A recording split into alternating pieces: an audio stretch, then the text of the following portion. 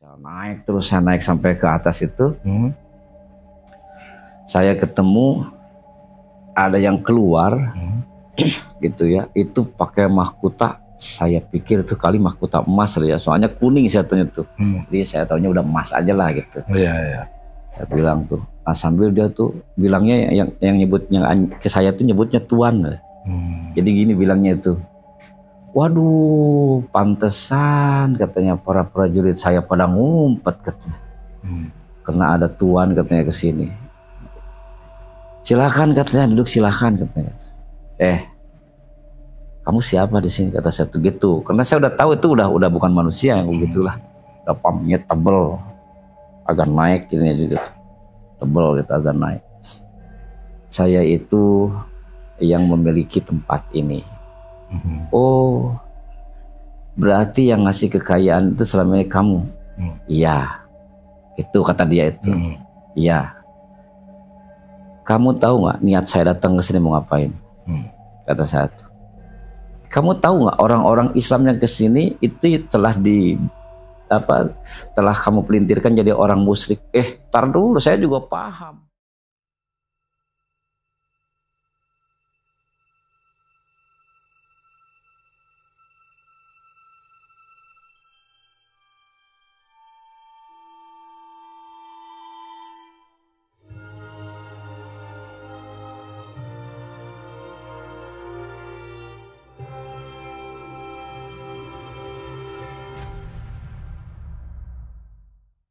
Assalamualaikum warahmatullahi wabarakatuh. Salam, jumpa kembali dengan saya Mang Agus, pesan di balik misteri.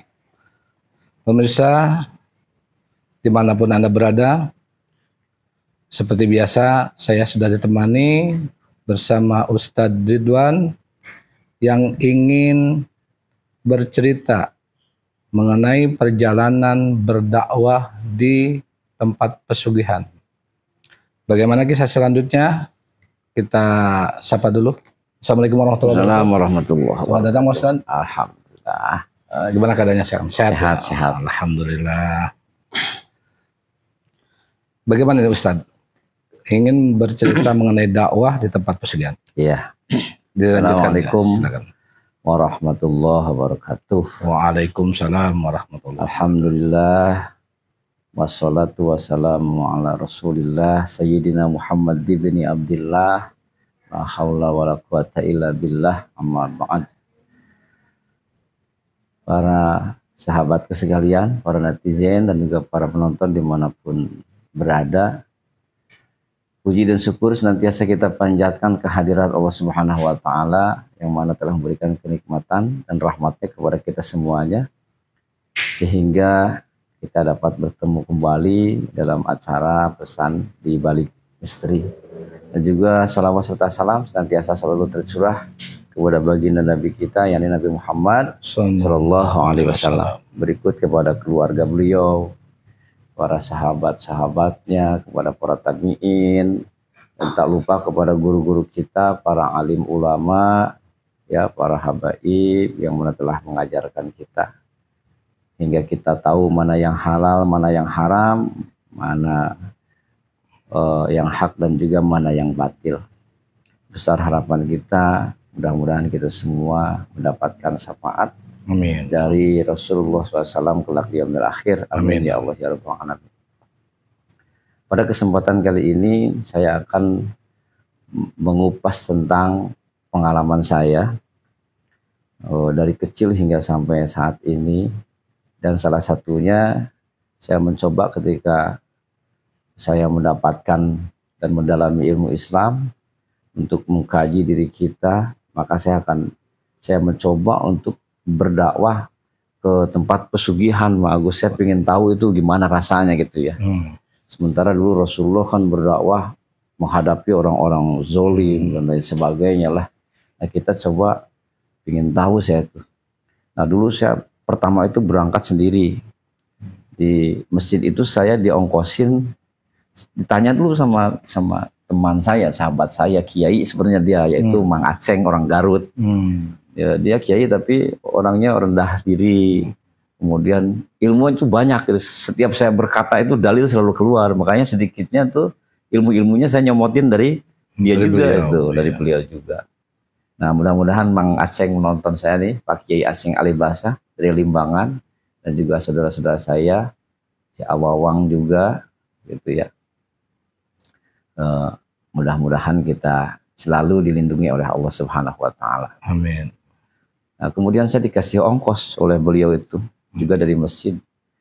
Kata dia, emang siap Wan? Insya Allah Mang lah. Saya mencoba setengah. Akhirnya saya berangkat pakai kereta dulu itu. Berangkat itu kalau tidak salah itu masih dari naik kereta dari Jakarta apa dari Tanah Abang.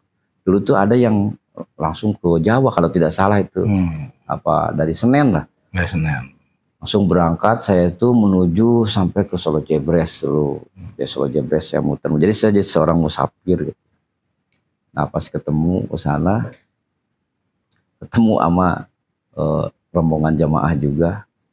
Saya ajak, nggak berani dia. Kalau ke tempat-tempat seperti itu, dia nggak berani. Hanya saya mencoba jalan, dan perjalanan yang pertama itu saya cuma dapat sedikit lah. Jadi saya dihalang-halangin. Karena saya terlalu jujur. Terlalu jujur saya mau ke tempat itu. Hanya saya pulang. Nah ada jamaah. Kita kan membuka pengajian ya. Kita pengajiannya Maqam Rasulullah. Melatih zikir kolbu, bagaimana mendekatkan diri sama Allah. Akhirnya saya berangkat sama jamaah saya yang zikir kolbunya sudah bagus. Gitu. Berangkatlah yang kedua, karena ada pengalaman yang pertama itu saya nggak bilang gitu, nggak pakai. Itu pertama pakai jubah saya tuh. Jadi orang udah ini duluan lah ya. Jadi itu jadi preman aja gitu. Jadi nah akhirnya masuklah ke tempat pesugihan yang pertama. Nah pas sudah di situ kan dia kayak gerbangnya itu pokoknya banyak yang candi-candi kayak seperti candi gitu ya.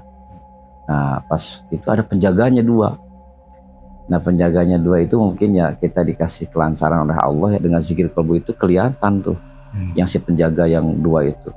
Dan dia pas melihat kita itu lari Mas. Sambil dia bilang ngumpet semuanya ngumpet. Dia disuruh ngumpet semuanya itu. Jadi kehadiran kita ke sono itu mereka itu ketakutan karena di kolbu kita kan selalu manggil Allah, detak jantung tuh diubah. Nah, kemudian ada Al-Fatihah juga saya jalan. Akhirnya suruh ngubet itu yang lari ada kuda, ada babi, ada ular, pada lari. Tapi pandangan saya itu semua jadi-jadian semua. Jadi-jadian semua. Nah, saya masuk berbaurlah dengan orang-orang yang datang ke situ. Iya, orang-orang datang ke situ. Entah gimana, saya pingin tahu aja gitu. Nah, akhirnya kita kenalan ya. Orang yang di luar agama Islam juga ada. Gitu. Nah, kita sapa yang orang-orang Muslim. Biasalah kenalan. Ya, ada saya nyebutin wilayah lah ya. Kalau ada yang kita kenalan. Akhirnya pas sudah kenalan, ngobrol-ngobrol. Bapak, maksud dan tujuan ke sini mau ngapain Pak? Saya mau ngapain lagi lah. Saya udah bosan hidup susah. Katanya. Emang kenapa Pak? Saya tuh dihina sama orang, saya dihina. Udah nggak ada harganya kayak keset katanya saya tuh. Mau sakit hati yang benar sakit hati. Gitu. Bahkan dia kalau ada kalau berhasil pun saya kalau tumbal saya ciriin orang itu mau saya tumbalin gitu. Gitu. Tapi ternyata kan diinin dari kuncen itu biasanya yang satu darah gitu. Jadi jelas-jelas dia mau menjamur. Tapi begini Pak maksudnya. Itu Bapak paham nggak hukumnya? Tahu saya itu musik. Bodo amat lah saya mah. Bodo amat ya lah. Musik mah penting saya pingin senang. Tapi Bapak siap itu tanggung resiko. Enggak lu banyak ngomong ke gue. Emang lu kesini mau ngapain? Itu Mas. Balik nanya dia. Balik nanya. Sama iseng Pak. Sama wisata aja jalan-jalan. Oh, ngapain katanya jalan-jalan gitu. Orang di sini tuh semua nggak yang begitu. Udah nggak usah banyak ngomong, dia jadi marah ke saya itu. Karena nggak apa-apa sih Pak, saya mohon maaf. Saya cuma mengingatkan aja. Udah lu sana loh. Gitu. Emosi lah dia itu. Nah saya sambil zikir kolbu saya pengen lihat nih intisarinya tuh titiknya di mana gitu. Karena kan ada 2 tempat di situ tuh. Ada yang makam gitu ya. Oh, jadi banyaklah orang tuh di situ tuh yang zikir, yang ada di bawah pohon lah segala macam. Nah, kalau saya langsung saya ke paling intinya, karena saya dikasih petunjuk intinya itu ada di dapat petunjuk lah dari situ. Saya naik terus, saya naik sampai ke atas itu,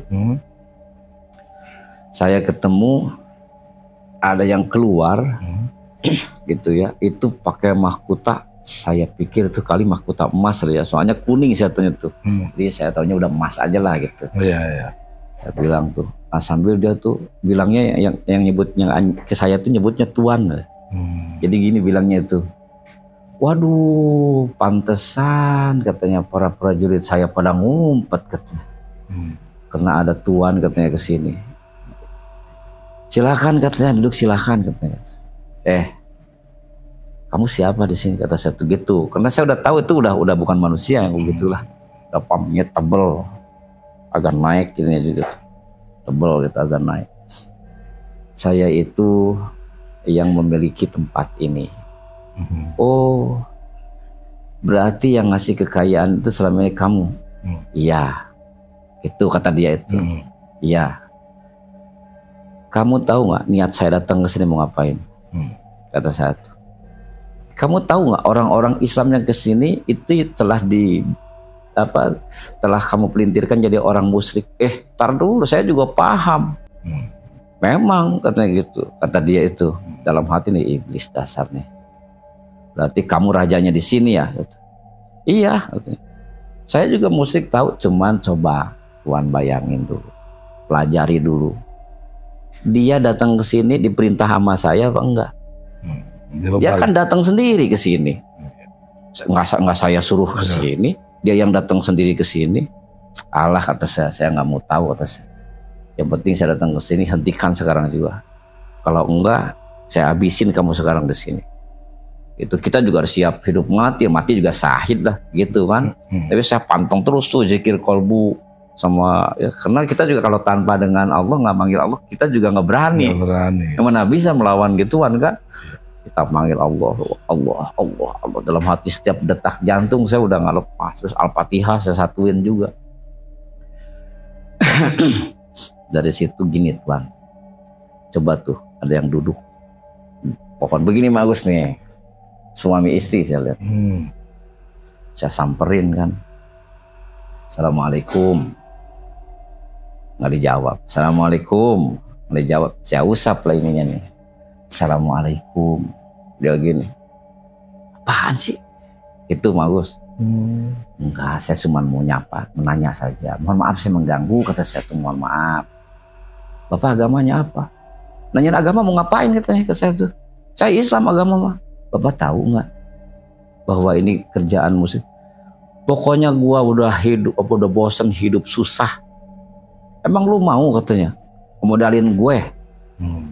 Cuman kehidupan setiap hari dihina, dipitnah orang, semuanya begitu Mas.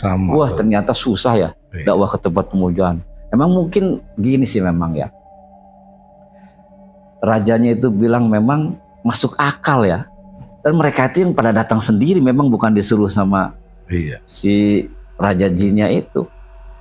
Gitu. Nah, udah nggak usah ikut campur, katanya. Urusan dosa urusan gue. Masuk neraka juga gue, katanya. Gitu. Saking, oh ya udah, yang penting saya sudah mengingatkan. Silahkan lanjutin.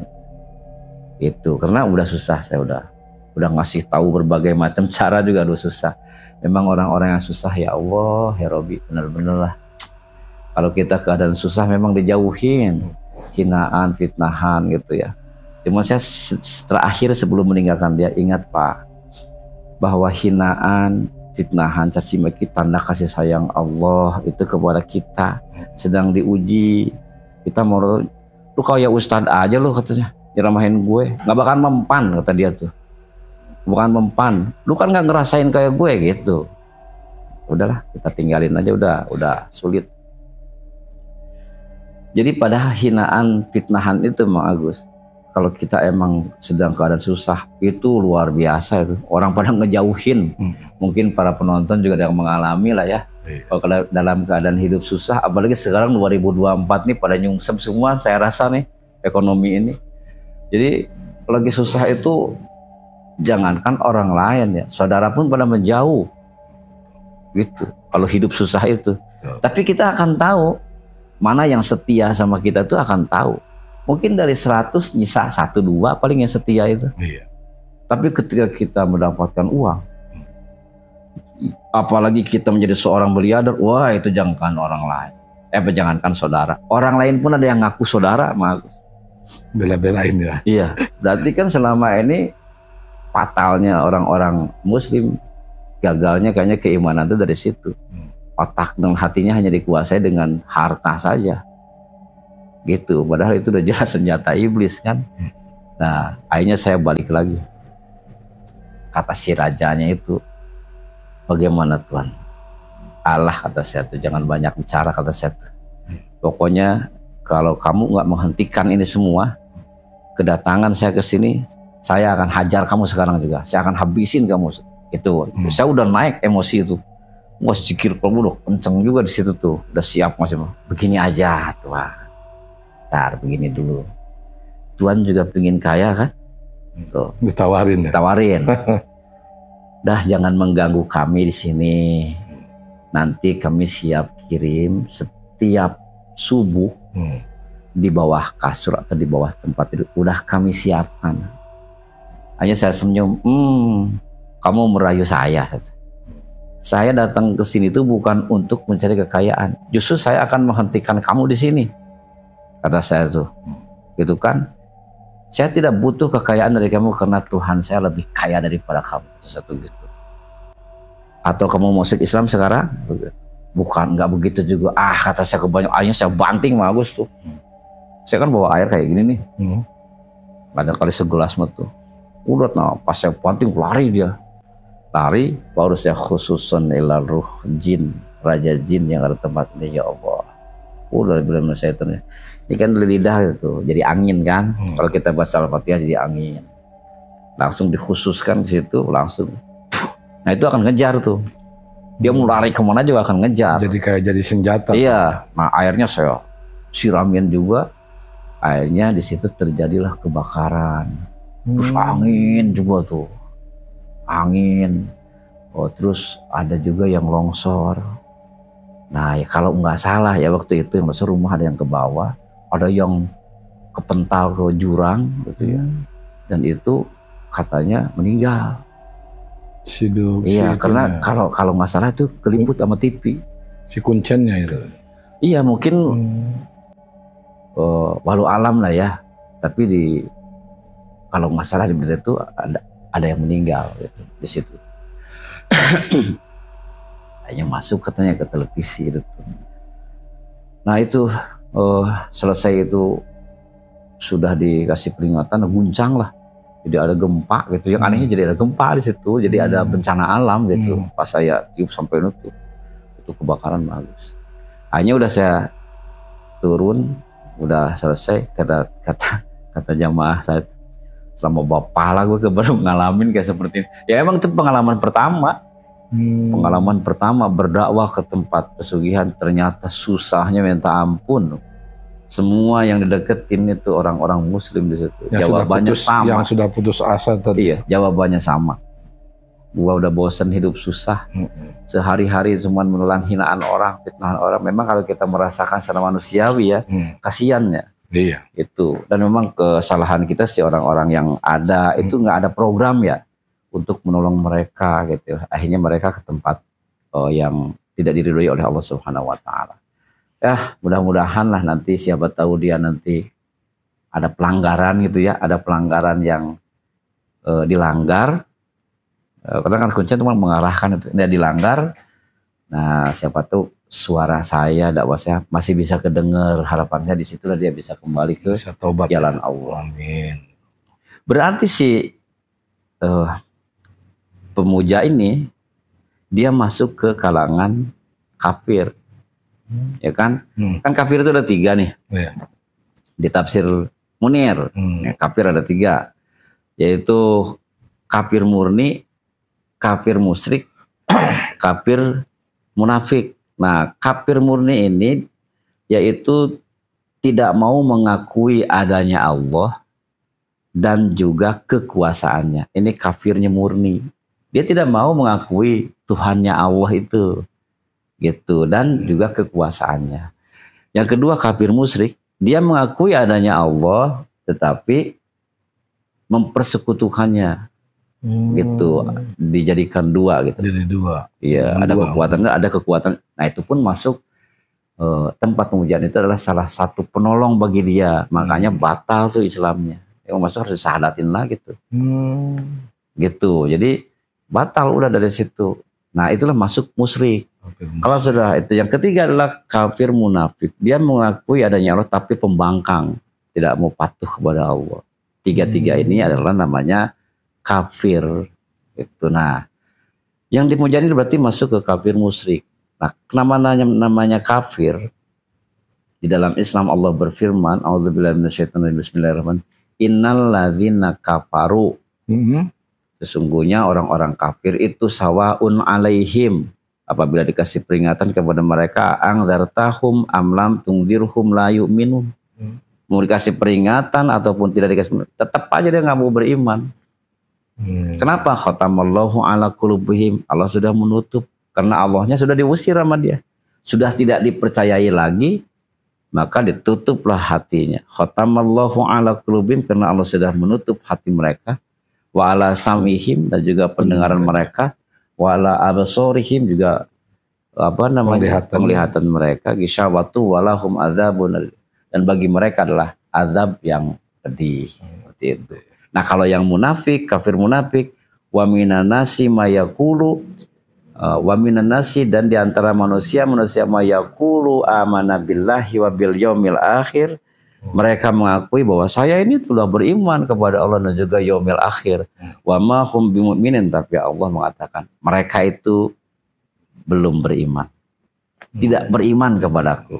Nah itu munafik, karena dia mengaku adanya Allah tapi dia membangkang, tidak mau patuh atau nurut kepada Allah. Nah, dan selanjutnya dia sampai yukhadi'unallaha walladzina amanu, dia telah menipu Allah dan juga menipu orang beriman. Itu ya. Wa yukhadi'unallaha walladzina amanu wa ma yahda'una illa anfusahum wa ma yash'urun. Sesungguhnya dia sudah menipu dirinya sendiri tapi mereka itu tidak sadar. Nah, ini mereka itu tidak sadar. Padahal ujian itu dihina, difitnah, dan lain-lain. Justru itu adalah ujian dari Allah, tanda kasih sayang Allah, agar makom sabar kita naik. Bagaimana kita tahu sabar kita akan naik kalau tidak mau diuji sama Allah itu? Wala nabluwanakum bisyai'in minal khawfi wal ju'i wa naqsi minal amwal wal anfusi was samarat. Aku akan mengujinya, itu kan, dengan rasa ketakutan, kekurangan harta, buah-buahan, dan lain-lain. Ya. Nah, wabasyiris sabirin, dan berikanlah kabar gembira kepada orang-orang yang sabar. Alladzina idza asabathum musibah qalu inna lillahi wa inna ilaihi rajiun. Yang apabila dia ditimpa musibah, dia akan mengembalinya kan yang kepada Allah. Inna lillahi wa inna ilaihi rajiun. Ulaika alaihim rabbihim warahmah wa ulaika humul muhtadun. Dan mereka itulah yang akan mendapat rahmat, kasih sayang dari aku tuh, yang lulus sabarnya. Jadi ujian itu cuman bukan artinya Allah jahat. Itu diangkat sabarnya. Ya ayyuhalladzina amanus biru wasabiru warabitu, bersabar dan lipat gandakan sabar itu, nanti ulaika alaihim rabbihim warahmah. Dan mereka itulah akan mendapatkan kasih sayangku. Setelah dapat itu dan kehidupan yang sempurna.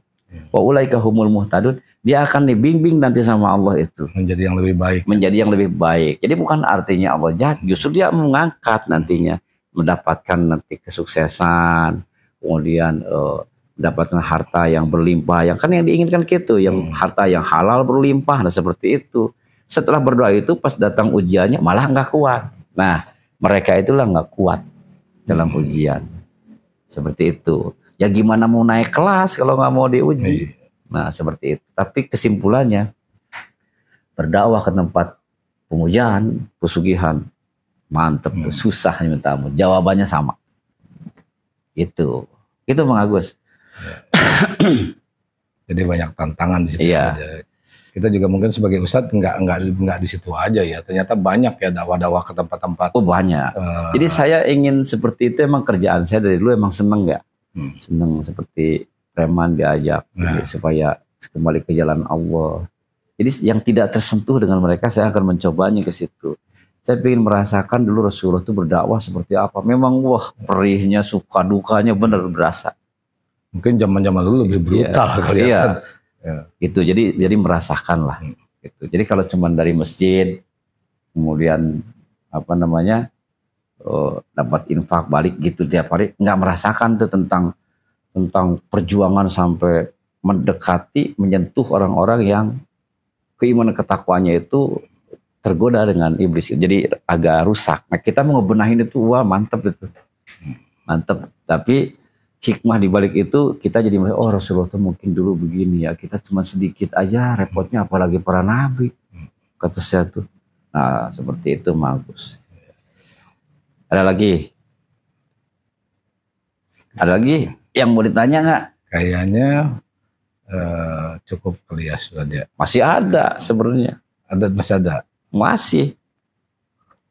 Berdakwah kemana lagi nih? Nah itu ada lagi satu gunung ya, dan itu kayak tempat perzinahan itu Mak.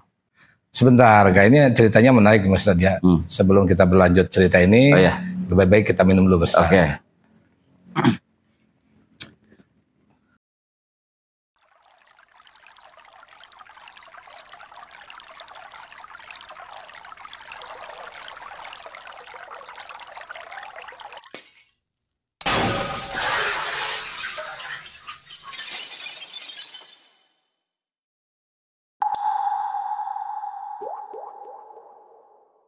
Ini adalah air Sifal. Jadi kemarin ada sedikit apa namanya ya, HP saya agak kena error. Jadi banyak yang sudah pesen nomornya pada hilang. Jadi silahkan menghubungi kembali ke nomor handphonenya di reset ulang. Jadi ada nomor-nomor yang kehapus gitu. Nanti silahkan hubungi kembali.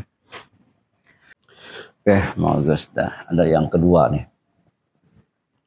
Yang kedua ini ada satu gunung lagi, masih di wilayah Jawa. Dan kemungkinan ini semuanya pada tahu, saya nggak sebut namanya juga ya. Kalau ini cenderung, kalau menurut saya mah kayaknya ini tempat perzinahan nih. Pesugihan tapi tempat perzinahan? Iya, kalau saya begitu menurutnya tempat perzinahan. Iya. Jadi di situ tuh sebelum nyampe gunung di bawahnya juga udah ada warung, itu tempat pertemuan.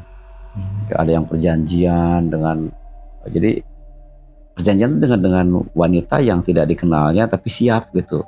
Ada juga yang siap untuk melakukan perzinahan itu karena kemiskinan itu.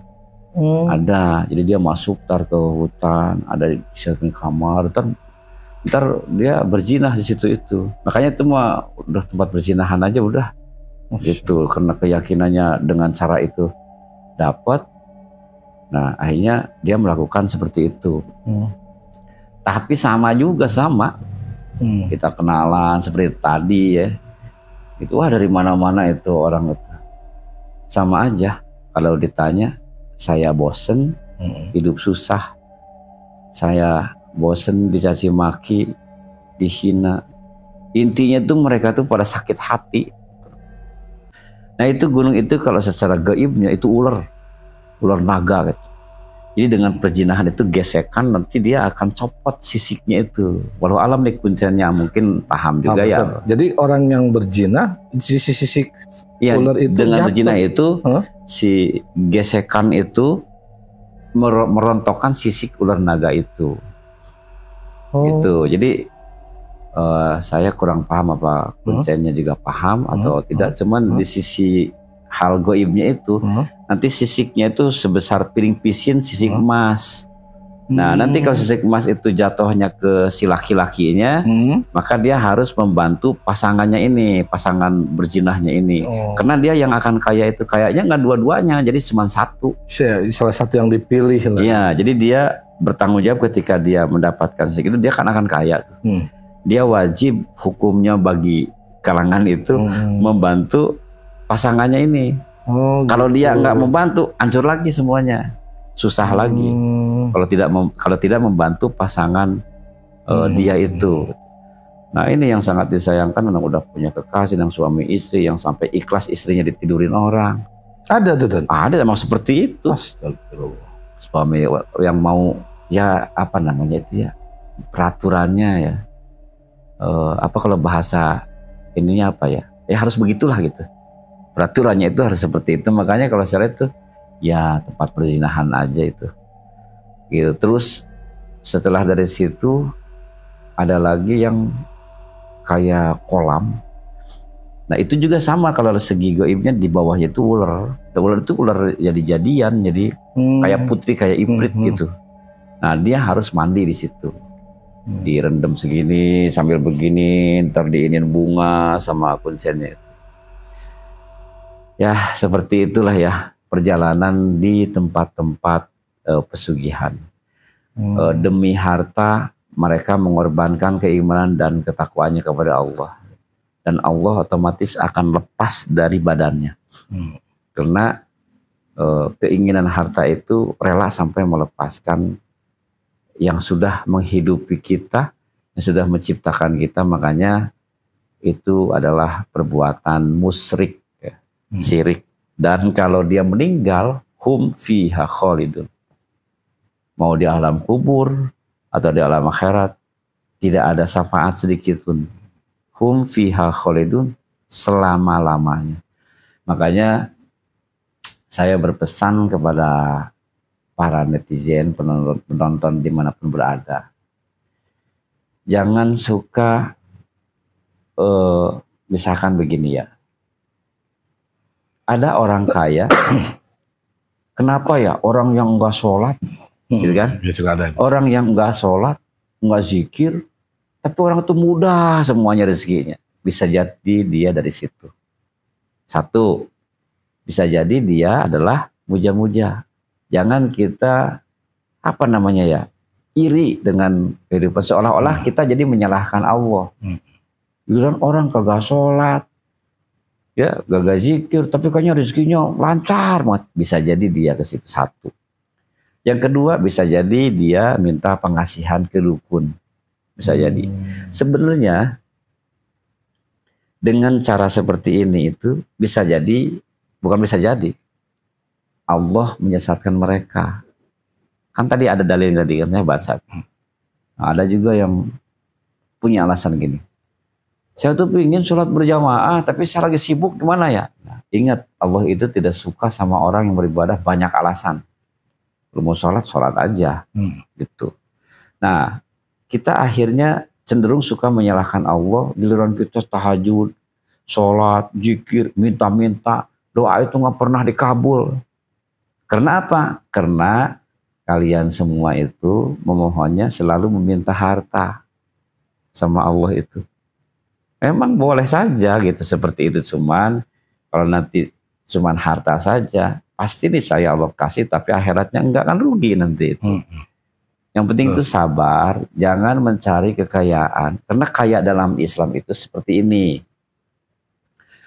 Orang yang kaya dalam Islam itu adalah cukup. Misalkan seorang tukang beca, dia bisa menghidupi keluarganya. Bukan artinya rumahnya besar, mobilnya mewah, dan bisa kesana. Bukan seperti itu. Bisa jadi dia utangnya banyak. Banyak yang orang punya rezekinya miliaran, tapi hidupnya di penjara. Tiap hari nangis, susah ketemu keluarga. Kan susah juga sama. Iya. Kalah sama tukang bakso istilahnya. Makanya memang kuncinya hidup di dunia itu, tenangnya kita hidup di dunia itu 3 perkara. Hidup sehat, tidak punya utang, dan punya uang. Meskipun uang itu 100-200 ribu sehari, itu pun sudah bisa bahagia. Nah itulah modal untuk ibadah sama Allah. Insya Allah tidak perlu melihat orang lain, lihatlah diri sendiri, ciptakan ketiga ini sama-sama dengan kita. Itu saya juga berusaha sama seperti itu, karena itu adalah kunci ketenangan hidup di dunia seperti itu. Nah caranya ya kita mohon dengan penuh kesabaran dan tenang, insya Allah bumi berputar dan kita pun hidup dari kecil sampai sekarang pasti berubah rezeki kita. Ketika kecil kita dikasih jajan oleh orang tua berapa, ketika remaja berapa, Setelah dewasa berapa, setelah punya istri berapa, itu kan berubah semua tuh. Insya Allah di hari tua kalau kita sabar pun akan terus naik, tidak turun. Tapi kalau membuat Allah kecewa, itu malah turun nantinya. Malah ditutup nanti pintu rezekinya, na'udzubillah min dzalik. Nah, itulah perjalanan dan pengalaman saya, mudah-mudahan jadi manfaat. Dan saya mengajak kepada semuanya, yuk jangan sekali-kali kita datang ke tempat itu, karena itu akan mencelakai diri kita sendiri. Nantiasa bersabar, dan memang dunia itu tempatnya masalah. Cari masalah itu, cari jalan keluarnya dengan baik, tenang, dan selalu memohon pertolongan Allah. Insya Allah Allah akan memberi petunjuk, kan tadi bilang. Ya, amin. Itu ya, akan pasti dikasih petunjuk. Ulaika alaihim rabbihim warahmah wa ulaika humul muhtadun. Itu ya. Dan mereka itulah yang akan tetap aku berikan petunjuknya. Nah, petunjuk Allah nanti akan dijelaskan di satu season. Nanti khusus tuh petunjuk Allah itu seperti apa, nanti diberi kabar. Insyaallah. Ulaika ala hudam mirabbihim wa ulaika humul muflihun. Mereka itulah yang tetap aku berikan petunjuk, dan mereka itulah jadi orang-orang yang beruntung. Nah, beruntung itu namanya kita tidak butuh uang dari jin, tidak butuh uang dari iblis, tidak butuh tahta dari iblis, tidak butuh juga, karena senjata iblis 3 ya, harta, tahta, wanita.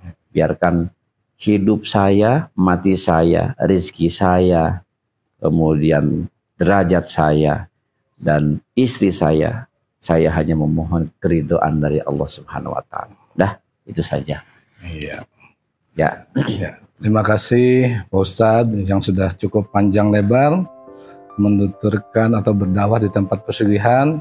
Pemirsa dan penonton, banyak yang kita petik dari perjalanan dakwah di tempat pesugihan ini. Apa kuncinya? Yaitu adalah sabar. Allah berfirman dalam Al-Quran, inna sholati wa nusuki wa mahyaya wa mamati lillahi rabbil alamin la syarika lahu wa bidzalika umirtu wa ana minal muslimin.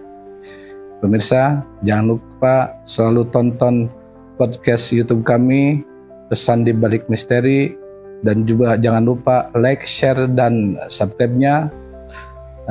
Itu saya doakan menjadi ladang pahala buat pemirsa dan penonton. Saya Mang Agus mengucapkan banyak terima kasih. Ingat, kebahagiaan dan keselamatan, kesuksesan ada di tangan kita, bukan di tangan orang lain. Wassalamualaikum warahmatullahi wabarakatuh. Waalaikumsalam warahmatullahi wabarakatuh. Sama-sama.